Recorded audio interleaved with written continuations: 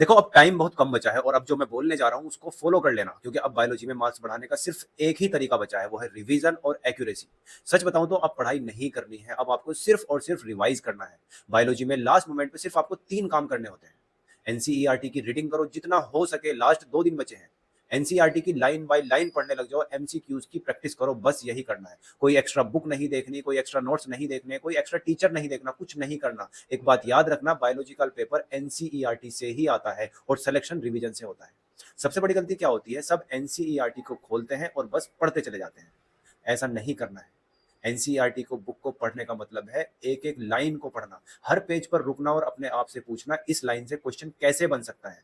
जब तुम ये करने लग जाओगे तो तुम्हारी समझ में आ जाएगा कि पेपर कैसे आने वाला है। हर पेज पर आपको 3 चीजें ढूंढनी है। सबसे पहली चीज डेफिनेशन, जहां लिखा हो is called, is known as, defined as, वहां पर आपको देखना है, रुकना है, यहां से क्वेश्चन बन सकता है। दूसरी चीज एग्जाम्पल्स पर आपको ध्यान देना है। नीट वाले एग्जाम्पल से डायरेक्ट क्वेश्चन बना देते हैं। तीसरी चीज डिफरेंसेस को देखना है, जहां लिखा होता है whereas, unlike, in contrast लिखा हो, वहीं से कंफ्यूजन वाले क्वेश्चन बनते हैं। और आपने अगर एक बार कंफ्यूजन वाले क्वेश्चन बना लिए तो आपके मार्क्स अपने आप बढ़ जाएंगे। अगर ये तीनों चीजें आपने पकड़ ली तो बायोलॉजी का हाफ पेपर अपने आप स्ट्रांग हो जाएगा।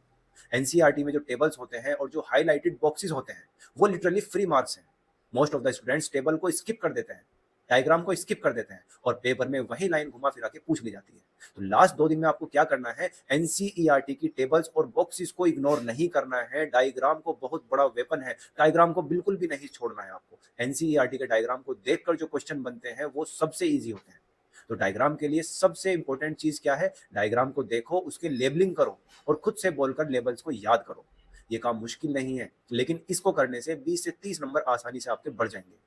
अब नीट में सबसे डेंजरस क्या होता है, नीट में सबसे डेंजरस होता है इसमें स्टेटमेंट बेस्ड क्वेश्चंस। और ये क्वेश्चन उसी जगह से बनाए जाते हैं जहां एनसीईआरटी में वर्ड्स होते हैं, जैसे कि always, never, only, most, generally. अगर आपको इस टाइप के वर्ड्स एनसीईआरटी की बुक में कहीं नजर आए तो ऐसे वर्ड को स्ट्रिक्टली देखें, समझ जाना वहीं से क्वेश्चन आने वाला है। और यही वह जगह है जहां मैक्सिमम नेगेटिव मार्किंग होने के चांसेस ज्यादा होते हैं, क्योंकि बच्चे इसको इग्नोर कर देते हैं। तो लास्ट 2 दिन में इन लाइंस को अंडरलाइन करना बहुत ज्यादा जरूरी है। एमसीक्यूज की प्रैक्टिस आप कैसे करते हो, जब भी क्वेश्चन करो तो आपको 4 चीजों के अंदर उसको बांट लेना है। जो बिजी क्वेश्चन है उसको आपको